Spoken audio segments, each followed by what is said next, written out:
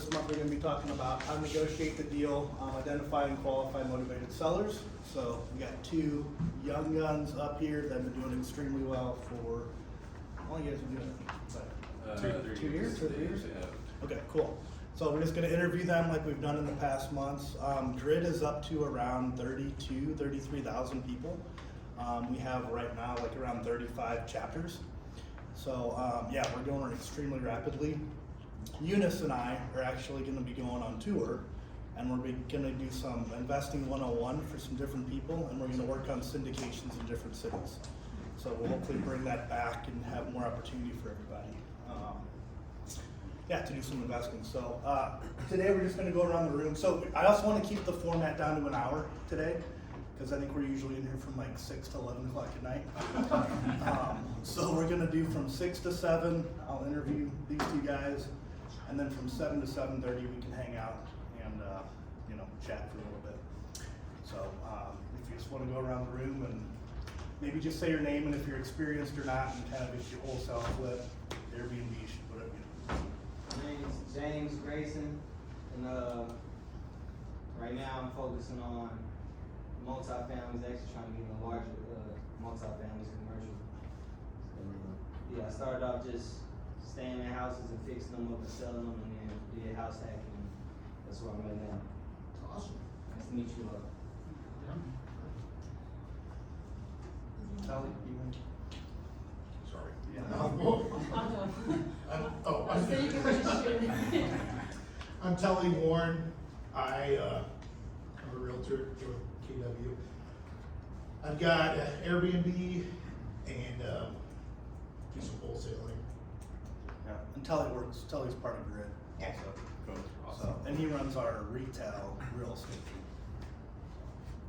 Hi everybody, my name is Garrett, and I've done one flip. I'm here to support Garrett and Nolan, and just it's been cool to see the process, and I'm trying to learn more about the whole process. Nice. I'm Eunice. I'm a wholesaler and real estate investor. I've done probably 15 to 30 plus wholesale deals. I own over 20 doors so far. And yeah, so that's my life. I'm Cole Manus. I work with Chris and Telly. I'm a real estate agent. I am working currently trying to learn more about the investing side of things, and right now I'm just focused on selling homes.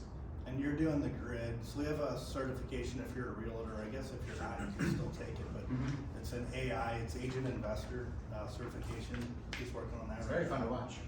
It's awesome. We talk about wholesaling, subject to, creative financing, talk about flipping houses, we talk about renovating houses. Basically any topic that we talked about here, it goes over it in the class in a lot more detail. And I think it's $1,500 for the class. But if you're a realtor or if you just want to get into it, reach out to me. I don't know if it's open for everybody or not, but I'm sure they'd allow other people to get into it. So it's set up by Grid Corporate, Grid International, which is out of Virginia. Meg? Meg, my name's Meg Bergman, and I've been, I'm in real estate. I got the real estate license, but I'm super interested in learning more about the financing, investing, creative financing, sub-twos, things like that. I'm very interested in that. I just got short sale certified, so I'm kind of going that route a little bit. Just want to hang out with like-minded people, learn. Cool. That's where I am. My name is Nasir. Eunice is my partner / brother. We do everything together. And I have a Somalian restaurant that I run, and the rental properties that we run. It's off Grand and it's really good. Yeah, it is good. Huh? It's really good. Yeah. Pull up. Jason McGowan. My wife and I have a few single family and a few small multifamily properties. Just looking to keep learning and just expanding. My name is DJ Houston. I did one flip about a year ago. Now I'm trying to get into wholesaling so I can raise more capital to buy another property. My name is Trace Armstrong, real estate investor with currently closing on my second property, with this team here. And then, yeah, I'll have one single family door under my belt and looking to kind of grow as we head into next year. Alright, who wants to go first? Sounds good. I'm Garrett Willis, part owner with Nolan here with NG Real Estate. We focus on flips, long-term Airbnbs. We're currently focused on the same thing James said, trying to grow our long-term rentals. Trying to focus more on the bigger commercial side and continue to scale that way. Started off with flips. I had a few under my belt, one that didn't go so successful, another one that did, and then me and Nolan met working our corporate job, which we both still work. That's where we met, and after that, we took off. We've been partners for 2 years, and in that 2 years, we've grown over 100% year over year. Last year, we grossed our first $1 million year, and like I said, we're just looking to continue to grow our long-term portfolio by funding it with the flips. So. Yep, and I'm Nolan Wuesthoff, like Garrett said, owner of NG Real Estate with him. We've kind of done it all, flips, 2 Airbnbs, couple of long-term rentals, so we're excited to be here, share what we've learned and hopefully learn a little bit from you guys as well. That's cool. I also want to mention today we have a sponsor for the food and drinks, Investors Title.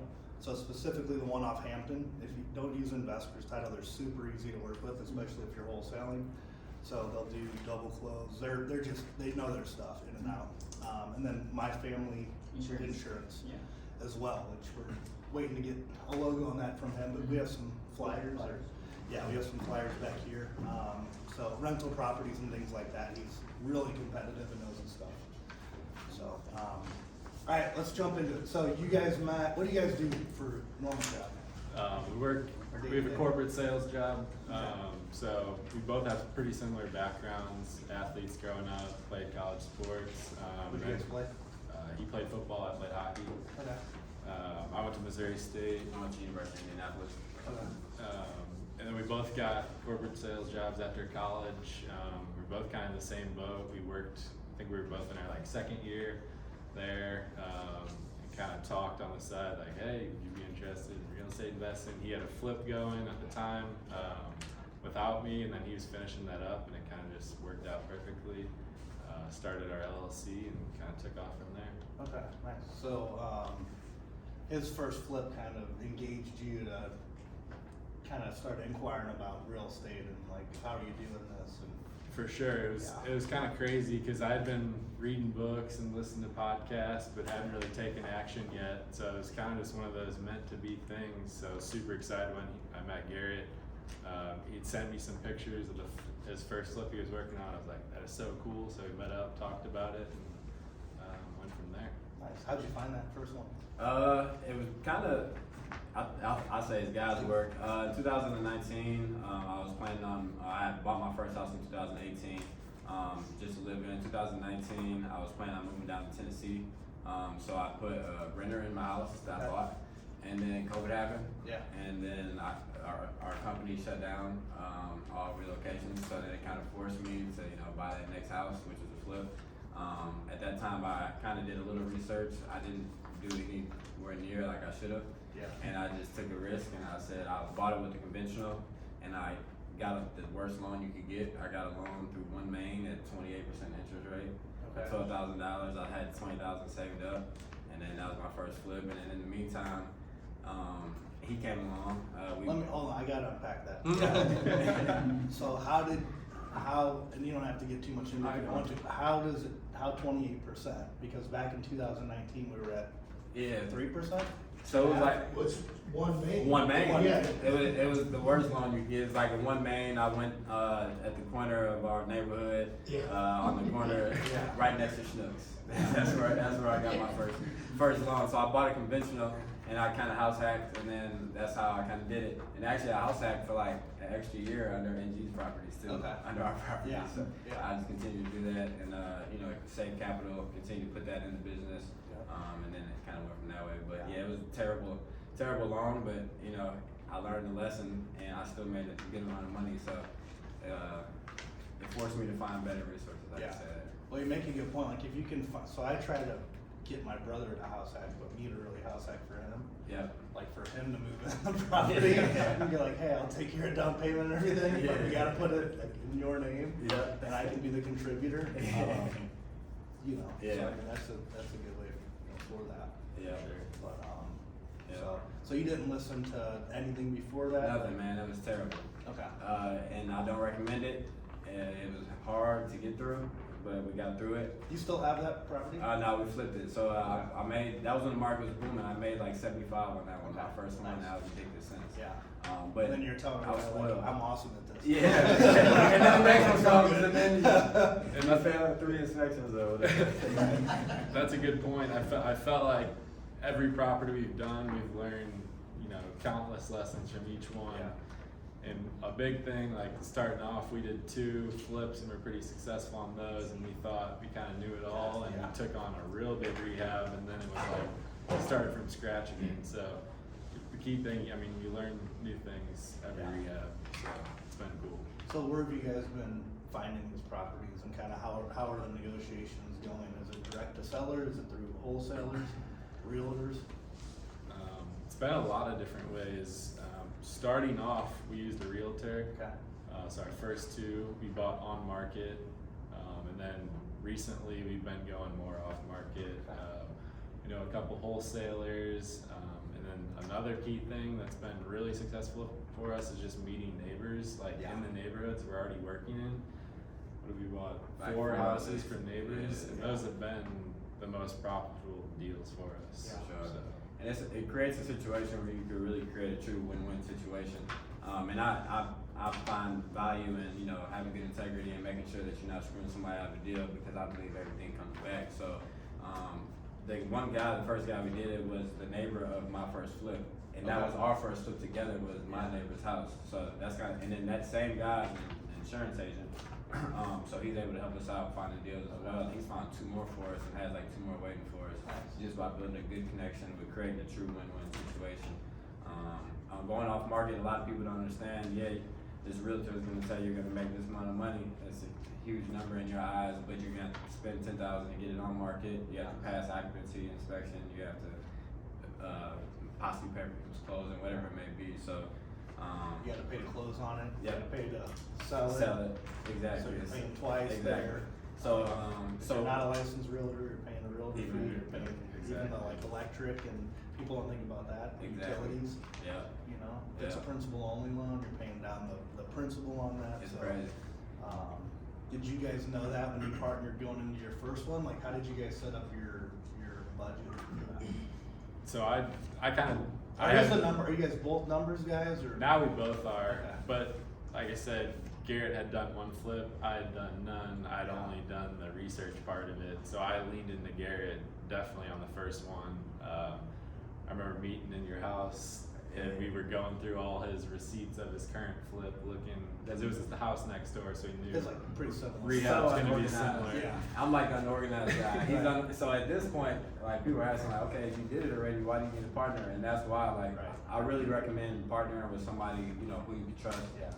and who has a similar mindset, because, like you said, we're going into trying to figure out the processes and all that with no organization, having receipts spread out around the whole house, and having to look in your email, and Yeah. it's tough. So having him, like, I feel like we balance each other very well. Yeah, we've been able to kind of pick each other up where one lacks, Yeah. so it's been a great partnership. Yeah.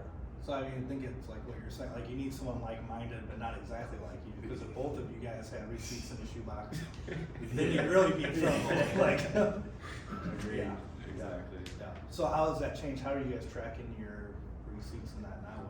Is it a software spreadsheet, or? No, I do everything in a Excel spreadsheet, Okay, yeah. so hopefully we'll get into. There's not a lot to it, right? Debits and credit. and- Exactly, exactly. Yeah. Hopefully we'll automate that here as we Yeah. continue to grow.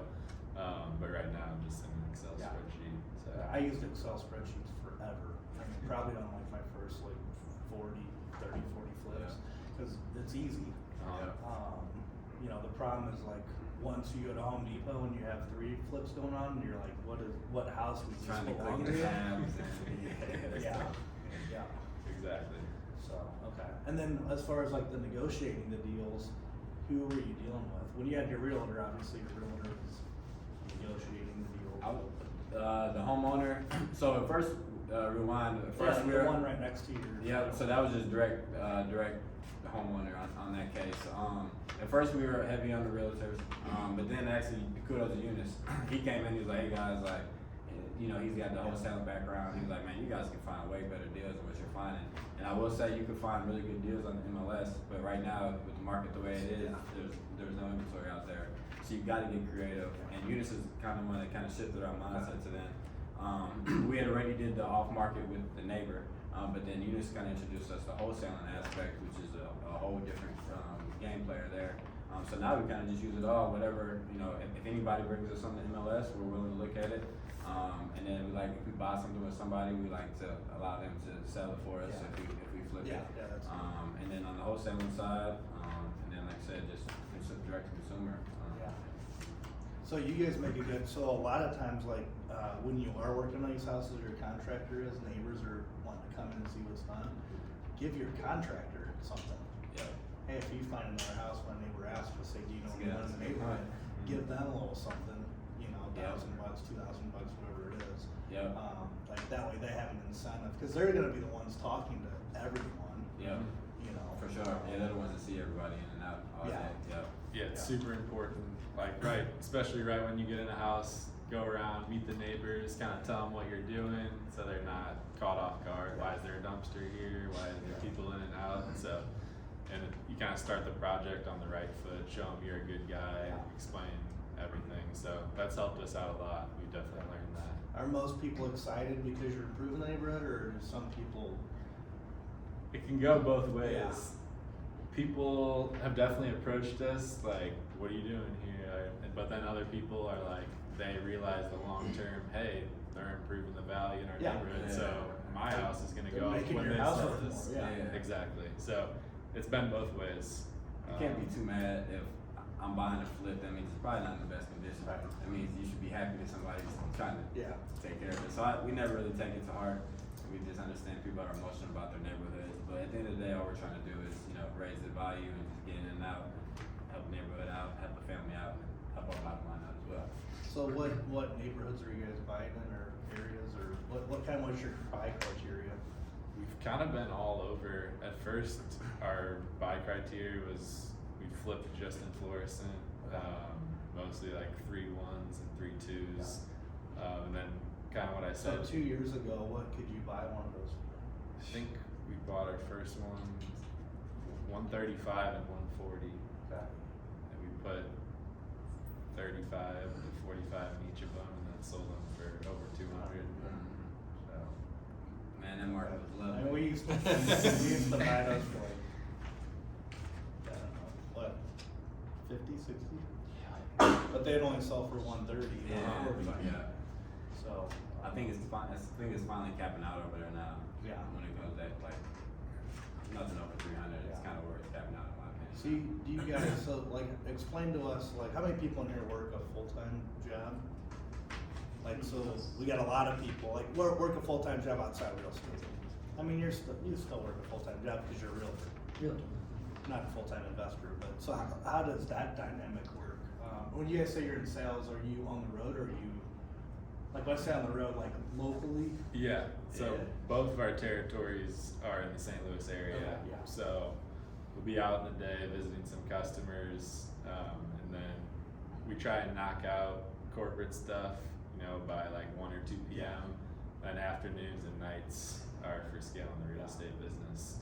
But I mean, it's long days. I mean, we're usually not home till 8 or 10 p.m. So Yeah, it's long days. And I think it's important to just communicate with your partner. I think that's the most thing. Some days, a lot of times we try to sync our schedules to where we're both free at the same time, so we can really knock stuff out. Because it's hard. We've got used to the partnership, so it's kind of hard to like, you don't get as much done with one person there. But if there's some times where if we have a closing or something like that in the morning, if we just communicate, I'll schedule mine during the morning. Yeah. He'll schedule his corporate job during the afternoon. Yeah. And go from there. So, yeah, I mean, it's tough, but it's worth it. What about like as far as like working with contractors and getting estimates and? Your not- schedule's somewhat flexible, which is nice. Are you guys using the same contractors now, or Yeah, so we have like, just throw a we have, lockbox on it? yeah, we have crews now too, where it kind of just runs itself. We used to be a lot more hands-on, so it was a lot tougher Okay. there, but really, we found like a rhythm to even work at our projects. Like, let's say we go there, want to knock some stuff out during the day, we'll bring our laptops there and just work Yeah. for 4 or 5 hours and then get back to it, Yeah. so we're not wasting time with traffic time and things such as that. You guys are doing the physical, like some demo or stuff? There you go. I like it. Yeah. I like it. Me and Cole like to It's fun to go get down. after it. Like we love like going in a house and We tried. I wouldn't say we did. But yeah, demo, simple demo, nothing, no plumbing demos or Yeah. anything like that. We're scared to mess that up. But it was a simple demos, painting. When we started, we were refinishing our cabinets. Okay. Once we started getting a little more capital, we just started getting all new cabinets. So we Yeah. did with that. that's the nice thing about this market is you can do like a wholesale almost and paint the cabinets. Yep. Just replacing them and people still seem to be okay with it. Yeah. Yeah. So you guys said you started in Florissant. What area are you in now, or are you still kind of just wherever you can find a deal? Yeah, I know a lot of people have like certain buy boxes they don't go out of. For us, if the numbers make sense and are in good locations with good school Yeah. districts, good ARVs, we'll jump into it. So we got 2 in Tower Grove, a Brentwood, a U City, Shrewsbury, South County. South County. Like, what is that? What's Oakville. Oakville? Yeah, I Yeah. guess that's Oakville, yeah. So kind of all over the place. Okay. We still haven't touched like the St. Charles and St. Peter's market. We want to bad, but we just never have any luck over there. Yeah. We never get any deals since It's competitive.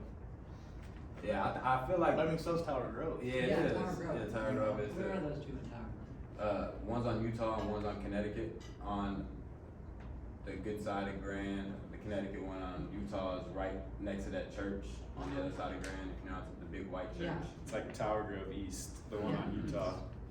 I see you. Yeah. Yeah. And the one on Utah is our first Airbnb. It's a 5-bedroom, 3-bath, and it's done really well. So if you ever find a good deal in Tower Grove, the short-term rentals do very well out there. Appraisals do very well in Tower Grove as well. Yeah. Appraisals, you have no problem appraising out there. So if you want to refi, you don't have problems appraising. As long as you have a good product. When's the last flip that you guys completed? Like put on the market? I guess it was last month. Okay. It was in Brentwood. Okay, were you guys getting a lot of offers on that one, or? Yeah, we got 3 offers. We accepted the offer. It was super competitive. 20 grand over asking price. No repairs. What was it over 25? It was like a $20,000 appraisal gap. Appraisal gap. And They could close in 3 weeks. Yeah. There's a lot of. And they closed early from the 3 weeks too. It was a good one. And when we were buying that property, there was a lot of market uncertainty with interest rates. Yeah. So we were like a little on edge and, ran the numbers super tight, but I mean, the market, there's still no inventory. Yeah. It's crazy. Yeah. In St. Louis at least. And that was all in a day. So we shut the offers down. Our realtor wanted us to let it run to the open house, but we just shut it down. Yeah. Cause I mean, you get being to a any more certain point greedy, where it's like, yeah. exactly. And our realtor knew the buyer's realtor, so we were like, we trust him. Yeah. We think it's gonna go Yeah, through. yeah, it was cool. Cleanest closing we've had too, so it was nice.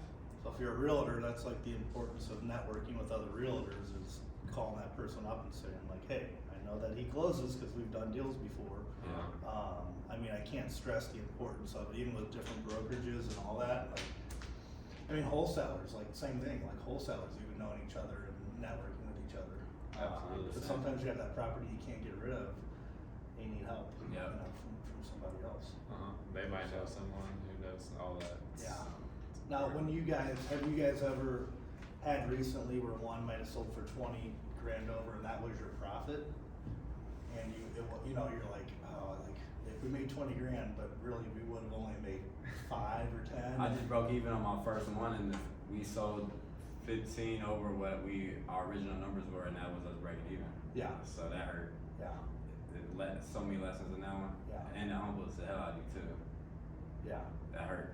What do you think the reason for it? What was it, cause of like the ARV was off, or was it cause of, No, it was, repairs? no, we just didn't execute the project well. Yeah. Like if we would've executed, we probably would've made close to 80. If Okay. it was that bad. Timeline? Timeline, wise? we're in hard money. Yeah. We got hit with extension fees. Yeah. We got hit with, our electrician took like 2.5, 3 months on a project that's supposed to take 2 Yeah. weeks. So, you know, you forecast heavy. Real estate is all about forecasting, and you get something like that up front first. You know, the MEPs is Yeah. the first thing. So then it sets a bad trend for the rest of the project. Everybody else starts getting off of their time, just starts bleeding over. Yeah. And we actually, Yeah, cause if the electrician needs to do like his rough it, that's all, man. nothing like drywall can't Can't say, be no, done, 3 nothing months else- was the roughing. Yeah, right, That's all it nothing was. can be, nothing else can be done. So our house was sitting Yeah. with frame for 3 months, Yeah. not moving. What would you do differently today? There were a lot of personal decisions in that purchase, I think, or in that transaction. We wanted people that we normally wouldn't have due to Yeah. relationships, and you try to give people opportunities, but they don't necessarily look at it the same way. So, Right. for whatever reason, you know, no blame to anybody, it just didn't work out how it should have. Yeah. And we'll get the next one. It's hard too, because you might look at it and say, well, you should have just hired somebody else, but I'm sure they said like, hey, we'll get to it this week. We'll get That's to what it is. And it's like a certain point, you're just like. But then it's like 3 months later, Right. it's like, Before you know and then it. you've already paid him, and now you've already in a situation you're Right. over leveraged because you paid him more, and now he's not working hard, and now he has no reason to finish on Yeah. time. So Yeah. it's tough, but Have a lot of you, lessons have you guys learned. like consider like a contract with your contractors, and if they don't hit the deadline? Yeah, we do. Yeah. Then there's like a fee for, for that, or? Yeah. So on that project in particular, we did it with everybody except for him Yeah. because of the relationship. Right. Yeah. So. That's a yeah, lesson. Like. That's a one lesson. one That's thing, an expensive lesson. I probably say like every month, but I say like, it's not a problem until it is. Yeah. It's like, yeah, we're business partners, like, we get along until we don't. Yeah. Exactly. And then like, then what do you go to? You go to the contract, like the Exactly. contract is, Yeah. you know, which you always go back. And it's, you know, it's always awkward up front to have that conversation, but it's It so, is, so yeah. necessary though. Yeah. So necessary. Yeah. But it is what it is. So, yeah, at the end of the day, it's a business conversation, and. You gotta separate the two, and if you can't, then you shouldn't be doing Because what would business happen if together. you didn't pay them, like, you go back to the contract. Exactly. You know, it works kind of both ways. But that's definitely, you hit it on the nose. To get in a contract, we do $100 a day now. And now we have our own crew that Yeah. works hourly, so it's a little different game. Now we have to manage our crew and make sure we're managing them Yeah. because, you know. At what we're point did managing you ours. guys decide to hire those? We've always been kind of looking for one, but Yeah. We never found people who worked hard enough, fast enough, and we could actually trust. Yeah. So we found this crew through it was another contractor's crew, and he hadn't paid them in like 2 months, sad story. You probably know. And they were, you probably do. they were working on our project. We hear that story somewhere. Yeah, it's crazy. They're like, they haven't got paid, I'm like. Correct. like- Come work for me, man. I'm like, I don't know what That's- to yeah. I don't like to tell you. So we grabbed them, and they're on our second house for us Nice. now, so it's going well. Yeah, well, yeah, and they just kind of work whenever they want to. Oh, they'll. Or do they? Hard No, enough. like I'm saying, like, can they go in, like, if they wanna work at like 5 in the morning to 2? They start at 7 every day. So they have a start time. They go usually 7 to 5. 7 to 5, Okay. Monday through And Friday. then you guys have a call every morning with them, or how does it Yeah, we work? have a group Like- message with the main guy. Okay. He's the one that primarily speaks English, so he's Yeah. the one that kind of runs the crew. Okay.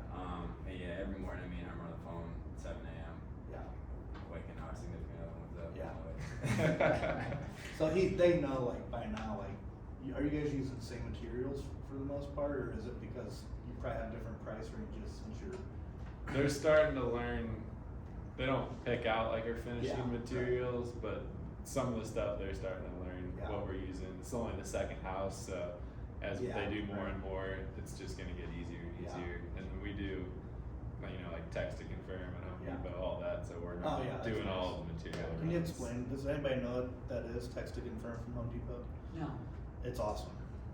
Yeah, so you can set up your contractor on your Home Depot Pro account, and they'll go to Home Depot, get their order, check out at the Pro desk, and then it will shoot you a text and you can look at the order, the receipt, see what they're gonna buy, and then confirm it onto your credit card.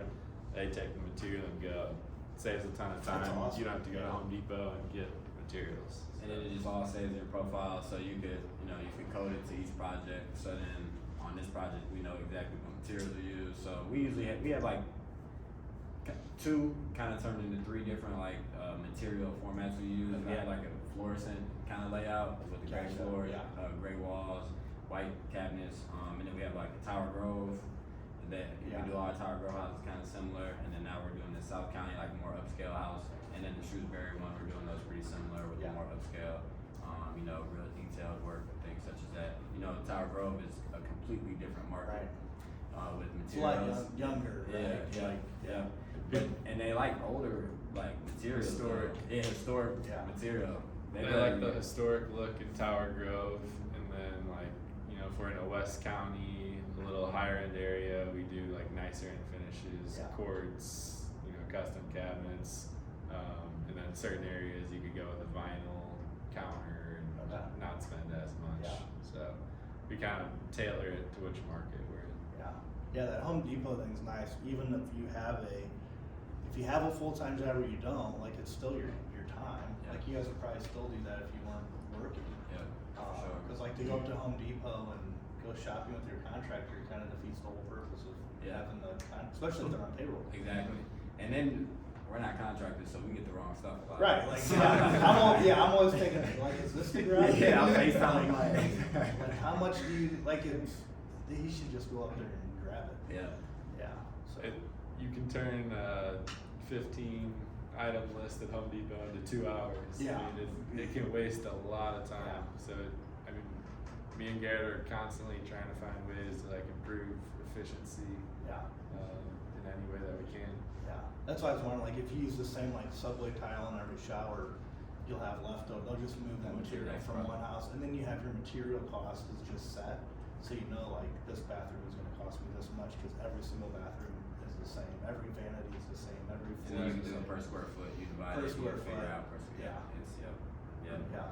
The better, the more efficient you are, the more profit you're gonna get. Yeah. So, time is money and effort is as well. Yeah. Effort too. The least you can do for the most amount of money. Exactly. Nothing wrong You with spend that time with a different project Yeah. or finding your next project. Yeah, and flipping, we've kind of learned it's a whole different game than the long-term rentals rehabs.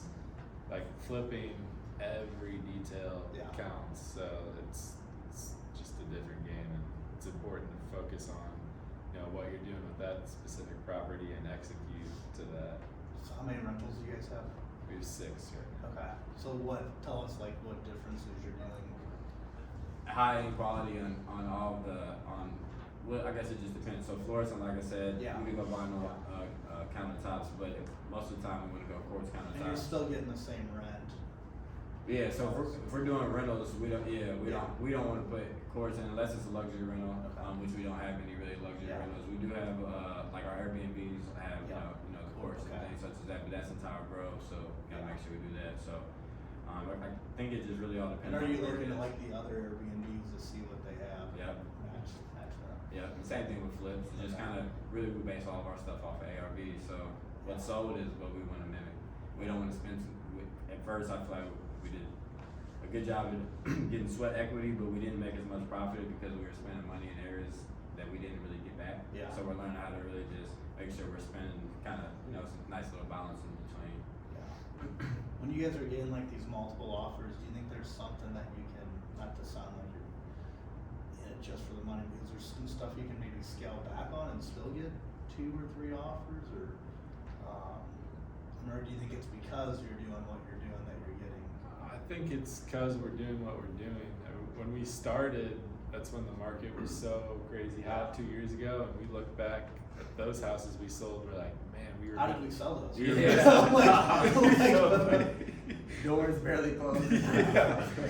And we think that's what I was kind of saying. Detail work on flips. I mean, these home buyers, they're smart. Most of them, they look at every single little detail, and whereas if it's a long-term rental, you might not have to put that much into the landscaping. Your curb appeal isn't as big of a deal. you don't have to buy a whole new set of custom cabinets. You can refurbish or keep the ones you have, so. Cheaper carpet, cause you know you're gonna have to replace it anyway, so it just small things like that. So we talk about like when people have their first rental property, they wanna make it the Taj Mahal. How did you guys do on your first rental property? Did you do what you're talking about, or were you like, we're gonna make this perfect, we're gonna rent it for 500 more than any other rental?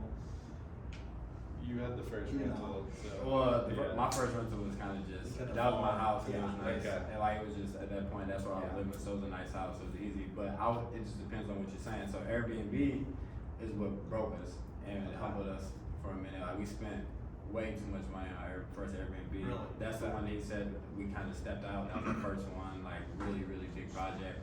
I think we spent like $185,000 on that project. Okay. It was a duplex, we turned it into a single unit. So we dumped all of our money from the first flips Yeah. into that, and so that was that. But then, so if you wanna count that as a rental, we Yeah. tried to make it a Taj Mahal, Yeah. and it's actually working out. Well, you're because probably, you might be getting a little bit more, you know. for sure. And the area in the Airbnb is doing great, so I can't Yeah. complain. And then our first long-term rental though, I think really led us to our new like format of what we want to lead to, which is smaller houses, $10,000 rehab, in and out, get it done. We don't even care if we make $200-300 a month Yeah. once interest rates go back down, we'll refi out, Yeah. and we just want to get equity heavy now in all of our properties. You know, start getting some monthly cash flow. Yeah. Are you guys preparing for, you know, doesn't look like anytime soon, but 5 years, if the market were to adjust a little bit in the future, like, what is typically play like your loan to value? Are you taking as much as you can out and then taking that cash and putting it somewhere else, or? When we Like refi. when you have a rental? Uh-huh. Yeah. Uh, You're doing the Berra method? Yeah, Or yeah. as best as you can Yeah. in this market? So I think Yeah. purchase is the most important thing Yeah. when you're, you know, you look at the market could adjust. I mean, the way we protect ourselves is we take the purchase price plus the rehab costs, and we never wanna exceed 75% of the ARV. Okay. So So it can adjust pretty much and you guys can sell it. exactly, so if there's a crazy turn in the market within 3 months, you know, hopefully we could sell it and just break even. Yeah. So that's kind of how we protect ourselves. It's really important to have good numbers, look at the comps in the area, so you don't get yourself in a bad situation. Yeah, cause I looked at, when was I telling you about fluorescent inventory? Wasn't there like a ton of pending, or I started looking at pending inventories in certain areas right now. They have a lot of inventory that's just sitting there. Yep. You know, so kinda looking at days on market now, and, days on market's going up quite a bit. Jeffrey, what do you think days on market, and, I mean, I guess it depends on the area, Depends but. on the area, the market is so crazy right now. We're seeing some houses go multiple offer first weekend, Oh, but I then know, we we are see too. houses We're that trying- are sitting for We are months. too, we're seeing both, and it's a little, in our last sales meeting, we tried to suss out like what's the difference between these ones that are sitting and the ones that are going like that. And, I Some don't know. of them are nice that are sitting. I know. That's what I was gonna say, I'd be curious I to know. look at a big picture, what is the difference, or if you can even I find. think the biggest difference is the days on the market. Like, people just get to Yeah. looking too hard once it's on the market, and they're like, what? why is it After sitting? like 7 days, then nobody looks at it. Yeah, nobody, and then you're getting a whole different buyer group, and then you get into the price drop, which is a whole different, Yeah. a whole different Yes. beast. Now you're going down that tunnel, and now everybody's just throwing disrespectful offers at you. It's like, whoa, man, I bought this house for that. Right. Yeah, so that's what we try to stay away from, is that, by just, it's simply all upfront, a good purchase, we wanna make sure we're giving ourselves plenty of room to where even if it goes bad, the worst case scenario is we break even. Okay. And that's because you keep this 25% margin basically. Yeah. Yeah, okay. And are most of the houses that you guys are buying, would they qualify as rental, or have you looked at any rentals and said maybe we should turn them into Airbnbs? How many Airbnbs do you guys have? Oh, just two, Two. in Tower Grove. Okay, and those are, how much better do you think those are performing than like your normal Rentals, They- rentals? I mean, they net cash flow like 500%. way higher. Yeah, like, It is more worth, cause you gotta have, I mean, me and Garrett clean it sometimes, Okay. or we'll have a cleaning crew come in. Yeah. So it's definitely a lot of work, but your net cash flow is significantly Right. higher. Yeah. So you guys are managing those on your own? Correct. Cause the hardest part's the cleaning, the Yeah. turnover, Uh-huh. right? If there's any turmoil in our partnership, it's cleaning our Yeah. Well, I called Kelly on Friday night and I was like, hey, Frank, I have an Airbnb at Lake of the Ozarks. It was 6:45. I was like, hey, is your Airbnb rented? He's like, yeah. I'm like, someone just got to mine. It's not cleaned. On Friday at 6:45, I'm like, I don't know what to do. I'm like, this has never happened before. What did you do? I paid my cleaning person a lot of money. Yeah, out there. I called like 3 different people I know in my complex, and Uh-huh. I mean it's June. They're all booked out. Yeah. So do you manage your short We term? manage it, but really we partnered with a good cleaning person, and they're the ones that take care of all the like soaps and towels. Like Okay. Ryan called me and she said, "Hey, you need new sheets." I said, "Great. Would you mind going out and buying them? I'll pay you for the sheets, and then I'll pay you for your time for going out and getting them." That's really helped me. And you have a really good cleaning person too. Yeah. And her husband does some of the handyman work. Yeah. And the staff that I have. We need their number. That's Yeah. nice. But you guys have the guys that do the handyman work. Yeah. Most of the time they're on projects, so that's what we run into is Yeah. trying to kind of find like a few handymen that can just run Yeah. and bounce around to our rentals and our long terms, because we like our 2 crews that we like to focus on our flips. We don't like to pull them off Right. because the one thing about flips, it's all about rhythm in my opinion. Once you mess up the rhythm, it's hard to get back on rhythm. They gotta come back and get set up. And now you bring tools Yeah. from that place to that place, material. Yeah. So we try to keep them on site. And a lot of times, me and him end up YouTubing some stuff if it's just some small handyman stuff. Or we'll just dedicate a day of our crew, kind of organize, like let's say right now this week we have MVPs going on one project. So we're like, okay, this would be a good week to just send our crew to all of our properties for one day and just have them bounce around for a project for a day. They're getting paid hourly, so Right. you know you're good there. Okay. So. That's the biggest challenge is the cleaning turnover. For the short term. Are you guys getting a lot of calls, like at night or weekends or? Like There hasn't any Yeah. through the app. It's actually been pretty surprising because they're big houses, like Yeah, 4 and that's what I 5 was- bedrooms, so they hold a lot of people. You think people are in there partying, but we've been pretty impressed. People have been super respectful of the space. We leave the closet full of brooms, Yeah. vacuums, Swiffer, and some of them clean up after Really? themselves pretty well. So it's Even been with nice. them being old, because those are older homes. Yeah. So did you guys go through and do all electric plumbing? Did you really like? On that first one, Like, everything. everything. Everything's new. there. New sewer, new water line, Yeah. all new electric. It had Oven too. all new HVAC, All all new that, that working yeah. right now. So everything that you think of, and then on the other one, we bought it at a higher price, and then Didn't have to do all didn't that have to stuff, do all yeah. that. But so yeah. Would you pay retail for one right now if you could find one in the right spot and just do your Airbnb? Where we're at right now, personally. I know mentally you gotta get past it. Yeah, Cause that's what it I really can't get is. past it I can't. mentally. It's hard for me. Right now, it doesn't really fit our strategy Okay. because we're, if we pay retail and buy it as an investment property, the financing you're gonna. Cause you wanna burn. Exactly. We don't want to use all our capital on one property. Yeah. So right now, no. But if you have the capital and you want to start with how much you net off the short-term rentals, Yeah. it could be a good idea. For sure. Yeah, Like a first time home buyer, yeah. with some good credit, Yeah. that's what I recommend to all my friends. Get a duplex or even just get a single unit. Airbnb. Yeah, Airbnb on the side, house hack that way. But yeah, right now at 20%, 15% down on something just doesn't make sense for us. And then what the market is right now, I'm not too interested in buying in on the hot, not having much equity buying in. So like, So did you guys buy those Airbnbs in 2019, 2020, or 2020? 2021, yeah. But they, You like can still said, find some deals. yeah, they needed, the one was a huge Yeah. rehab, so we're putting in a lot of work to raise the equity on them. Yeah. They were nowhere near ready to go, Yeah. so. That's good. So, alright, we have about 5 minutes, I wanna stay true to our time. Anything that you guys came here and you thought everyone should know, like one, tip, like your biggest, I guess, lesson learned doing all this? I know you're learning every day. Like, I've been doing this for a long time, and I'm still like feel like I don't know anything. I mean, I would say that is just stay humble. Like the moment we did 2 house flips and had like $100 grand in capital is when we got out of our comfort zone and hurt our company a little bit. It won't hurt us long term, but we learned a lot of lessons. So stay humble. Just keep learning. Every project you're gonna learn new stuff, run into issues.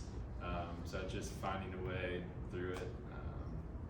But yeah, that's what I would say. Yeah, I would piggyback off of that, hands down. We were very successful in the beginning.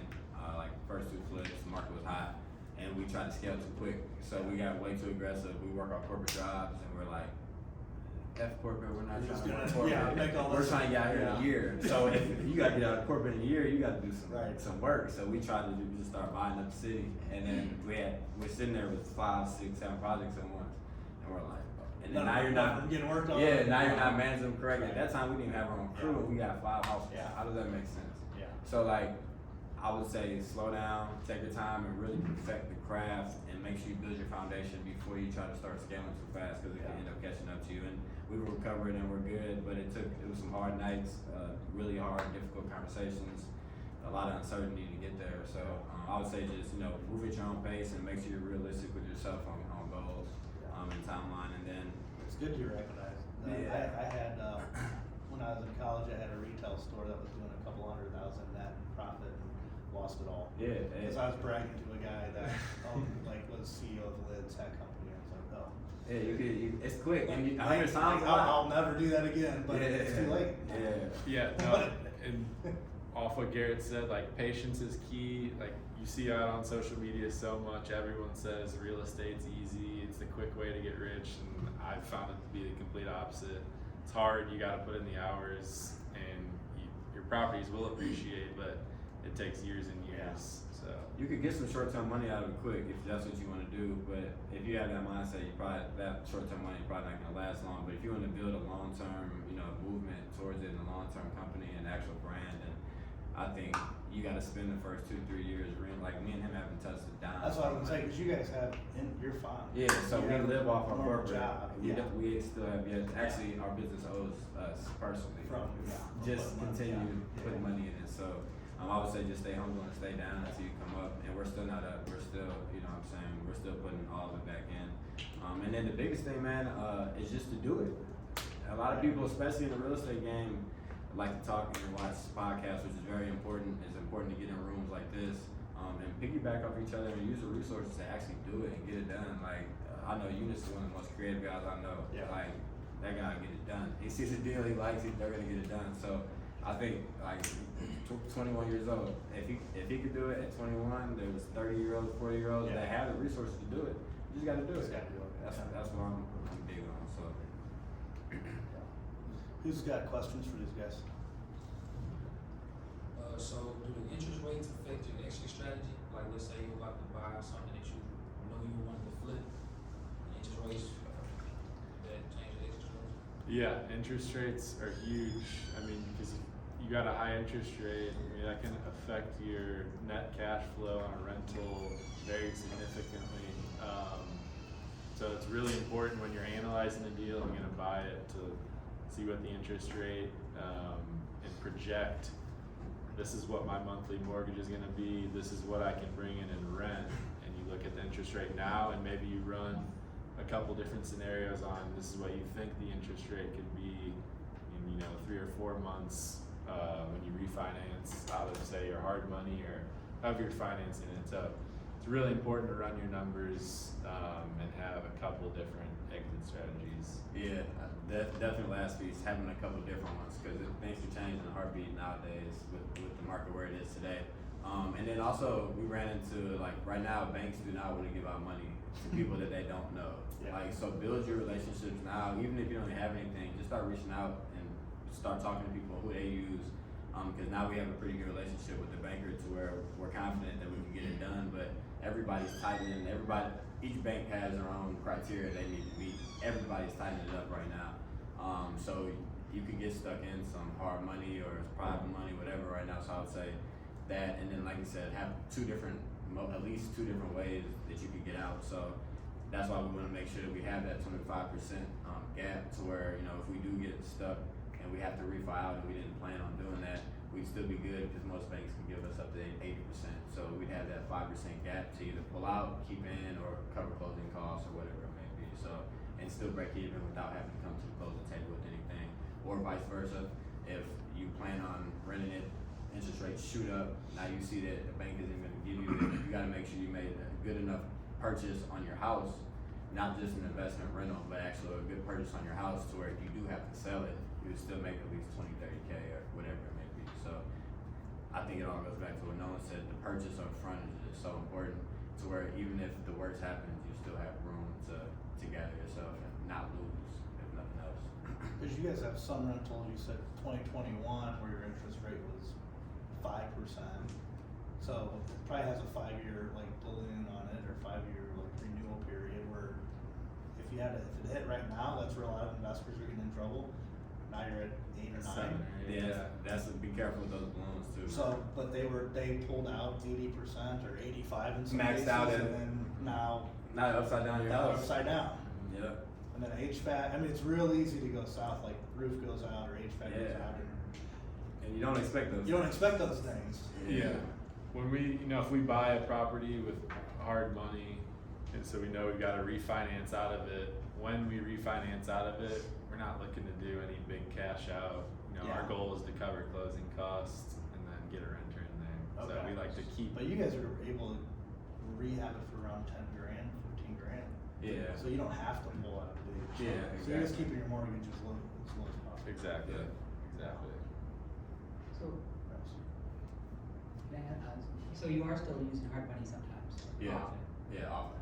And then, do you have a basic timeline? How long do you hold it to hard money though? Is that- We don't like to exceed 3 months. Yeah, that's right. Really, because you know your first month's free, so Yeah. really that would be like two payments. A lot of times on market, you know, they can take 30 days, so it may turn into 3 payments. So if we get our project done, we like to get our project done in 2, household 3. Yeah, that's good.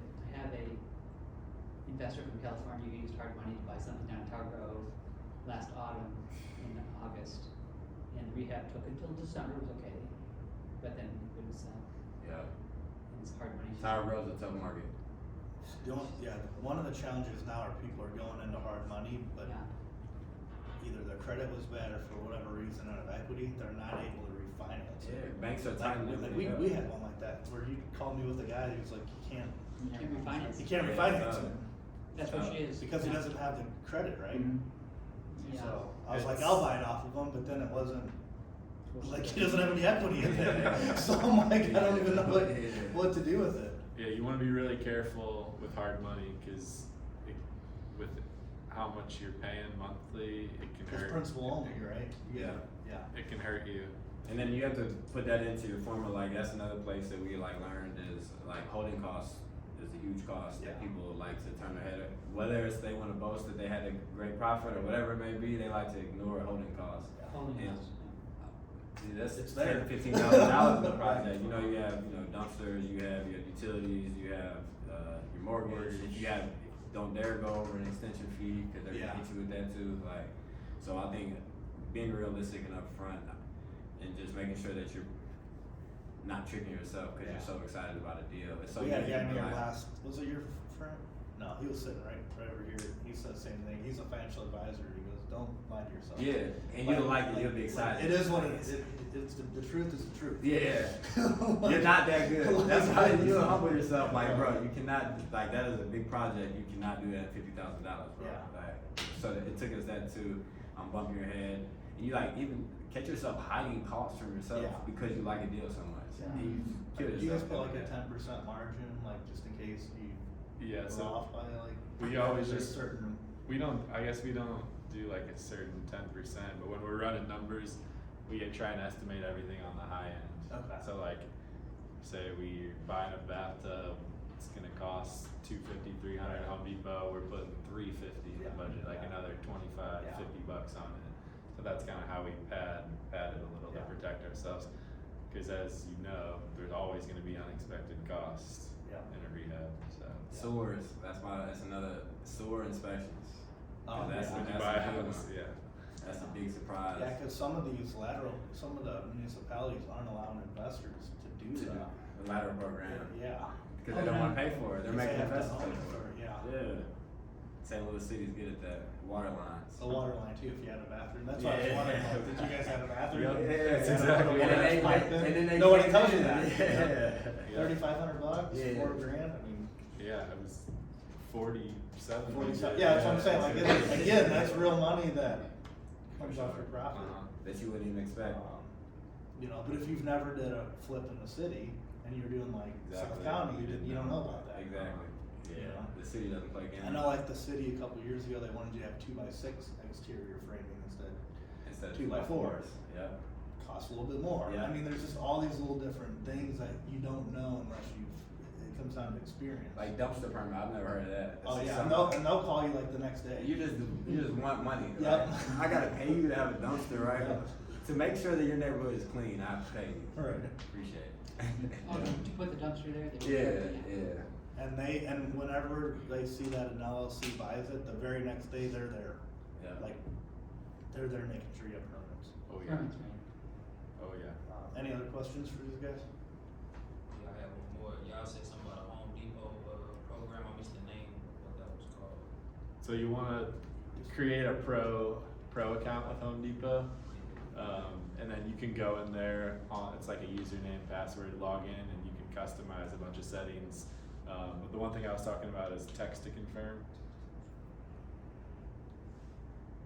And then make sure whenever you set your profile, you talk to the pro desk clerk and just walk you through how you separate each project by project. 'Cause that's my favorite part about just the pro extra is that you can track. There's so much data in there, and like sometimes like we'll give our accountant like our pro extra stuff. Like it really helps us keep track of our receipts and things such as that. So each purchase you'll want to have a reference. Each house you'll want to have a reference name for. So we have a house on Summer Manor right now. So every time our contractor goes to Home Depot, he tells them reference Summer.